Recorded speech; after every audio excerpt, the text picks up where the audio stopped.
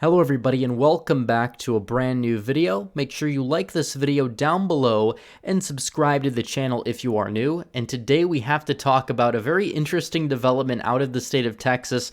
This is probably not going to happen, but it's interesting to look into nevertheless, that a lot of Republicans are so angry to the point where Texas wants to secede from the Union and take half the country with them. And what this could lead to, we'll look into a potential map scenario, see what the two countries would look like in a minute here. But first, I have to tell you guys about my friends over at Noble Gold. Now, it's not often you get a gift for yourself in the holidays, is it? So how does a free 22-karat American Gold Eagle coin sound? Not bad, huh? A free 22-karat American Gold Eagle coin in a special presentation box. But it's not that simple. To qualify, you have to take out a precious metals IRA or 401k rollover with Noble Gold. It makes a lot of sense right now to keep your savings and investments safe because who knows what the new administration is going to do. And because Noble Gold has helped thousands of investors keep their retirement funds safe from Washington, they'll run through your options with no hard sell and help you protect them from being taken. So call and get the special coin offer, but don't hang around. That's 877-646-5347 or submit a request from the link in the description. Now, also, guys, before we get started, a lot of people have suggested that I make a Rumble based off of all of the big tech censorship. I already have a BitChute, I have a DLive for streams. We're going to be doing a weekly stream on DLive. So make sure that you follow me on all the social media. The links are in the description below, but also on Rumble, because not a lot of you guys know that I have a Rumble, but I will be also using my Rumble along with YouTube and BitChute. So make sure you do follow me there if you use Rumble. And it's very important that we look into the Texas GOP chair case because you did see Allen West. Everybody I'm sure here knows who Allen West is. He's now the chairman of the Texas Republican Party. And he rebuked the Supreme Court's decision in regards to Texas, saying that law-abiding citizens should form their own union after the decision throwing out the lawsuit from Texas after the election of Joe Biden. And keep in mind, 17 other states and 126 House Republicans backed the effort from the state of Texas in terms of their Supreme Court case in regards to 4 other states that helped Joe Biden win the presidential election. However, the Supreme Court decided to toss it out. Only 2 justices actually wanted to hear the case in Texas, and it's borderline disgraceful. The 3 justices that Donald Trump put on the Supreme Court, 0 of them wanted to hear the case. Now, it would have been a little bit different if they said, sure, we'll look into this, and then decided that the case was a little weak and threw it out. No, they didn't want to hear it to begin with. They didn't even want to have the case see the light of day. And that's the issue where we're at with the conservative movement, with the Republican Party. I just did a video on how the Republican Party's weakness in terms of standing up for Donald Trump may lose them the runoff in the state of Georgia. But looking into this further, it seems like a lot more Republicans on the ground are fed up, and even some party chairman in Texas is now standing up for this idea. Is it a cope? Maybe a little bit, but it's kind of a badass idea. A lot of people don't remember that Texas at one point was its own country. You did have the Texas Revolution, and then you had the Mexican-American War, and then Texas became a part of America. I believe it was in the 1840s. When that exactly happened. But looking at this, it's clear it's a symbolic gesture. But then you have your weak Republicans that need to be primaried, like Adam Kinzinger, who's been an abysmal disgrace this whole election process. We're talking about primarying every rhino and pretty much every incumbent that's out there. But Adam Kinzinger, he's at the top of the list in terms of who needs to go. And he's saying that calling for a secession is ridiculous. Now, is it a little bit far-fetched? Yes. In 2016, there were Democrats in California, Oregon, Washington, a couple other states that floated about seceding, but most notably California. A lot of people tried to put Cal-Exit on the ballot in the 2018 midterms. They eventually failed. They also tried to put up a measure that made California into 3 separate states, and I believe that eventually failed to make the ballot as well. But looking into this, yes, it's a little far-fetched. It's a little bit of a cope, but it's an interesting idea to look into. And the anger is there, and rightfully so, based off of what has happened within the past month and a half or so. And this is the state of our country. Very polarized nation. It's mainly the left's fault. The left has been pushing America super far to the left on social issues. And you have all of this global capitalism as well that gets thrown in the mix there that has gutted middle America over the past half of a century. And now you're left with a lot of angry people that really feel like this country is not working.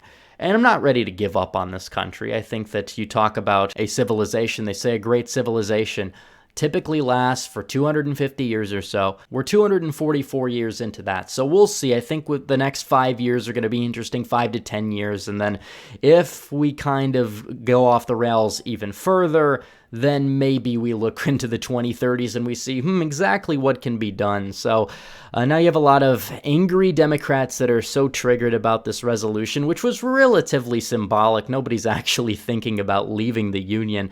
But you have Brian Schatz out of Hawaii saying they have lost their minds. Biden will be president. And this is the only question that the media should ask any Republican tomorrow that's elected. So absolutely ridiculous. I think it's an interesting idea, and the fact that the left is constantly making fun of this idea makes the idea appeal a lot more to me in the process. And when you see nonsense like this, Cleveland's baseball team will now drop its Indians. Apparently the Cleveland Indians name is now super offensive. It doesn't matter that there's countless high schools on Native American reservations that use the team name. Several of them actually use the team name Redskins as their mascot. None of them are complaining. It's only really offensive by and large to white liberals. It's mainly white liberals that get offended by this kind of thing. And now you're saying the Cleveland Indians will be changing their team name. I believe it's going to be at the end of the year. I wonder if they're going to do what the Redskins did and make it the Cleveland baseball team. So this is just nonsense. And now that Joe Biden's in power, you think that the left is going to ease off on this because they got what they wanted? No. Donald Trump in there, he'd be the one in the White House sending out the angry tweets in 2017 about the anthem. He's arguably one of the reasons why Colin Kaepernick was not in the NFL, which was a very, very good thing, except the fact that Kaepernick was a terrible player.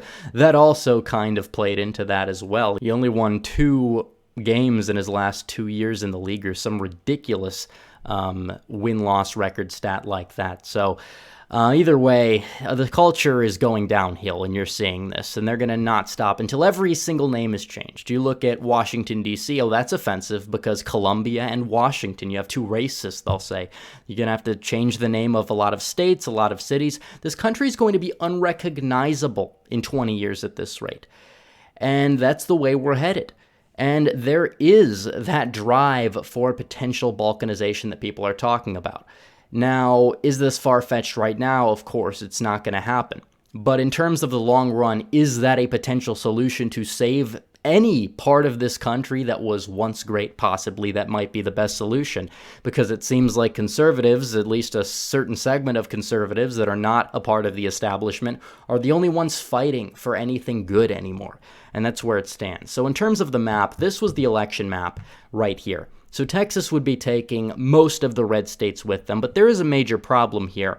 In terms of a secession, what's actually likely to happen is not what you see here, because that would mean that the country would be broken up in a way where it's just not contiguous enough to survive, where you have certain Rust Belt states that are blue, certain Rust Belt states that are red, and then you have Maine 2nd District that is red.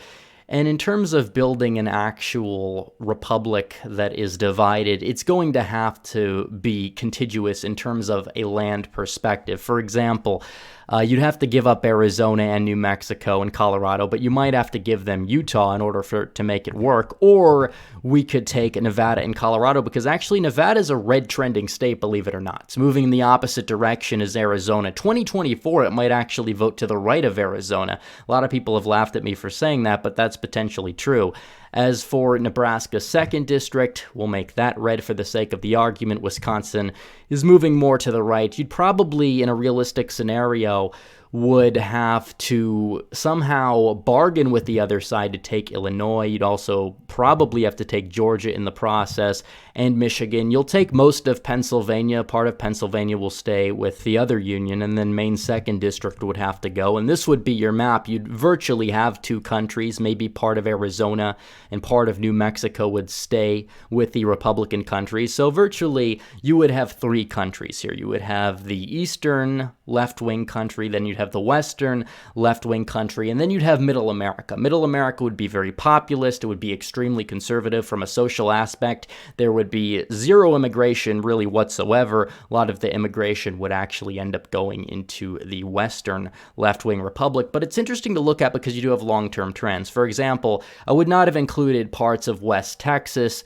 in the Republican side of things, but this election really changed it. If you look at the 2020 results out of southern Texas and West Texas, and you see 50-point swings to the right in some cases. So I think that the trends will cement over the next generation or so, because if we do end up splitting up as a country, it will look vastly different potentially than what we see here. Nevada could be a state that's more reliably Republican in the future if it does not round the corner, which is a possibility. And there's also some questions about what happens with Hispanics in Texas and New Mexico and Arizona. Do they move more into the Republican column, or do they move more into the Democrat column? I think a lot of it is tied to economics, because a lot of the lower middle class base culturally votes relatively Republican. So it's going to be interesting to see how it shakes out. So just an idea floated by the Texas GOP chair. I thought I would put a little video together talking about this. It's probably not going to happen anytime soon, but when you have a society that's getting extremely divided, when you have a society that's culture is collapsing, that's history is being rewritten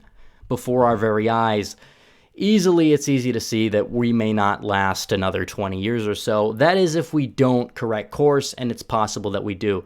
But until then, we'll just have to wait and see. So anyways, guys, thanks for watching this video. Please like this video down below, comment down below, and subscribe to the channel. Hit the bell for notifications so you never miss another video. Follow me on social media, become a member, donate to the Patreon, or subscribe. Star links in description. As always, guys, thanks for watching. Red Eagle, out.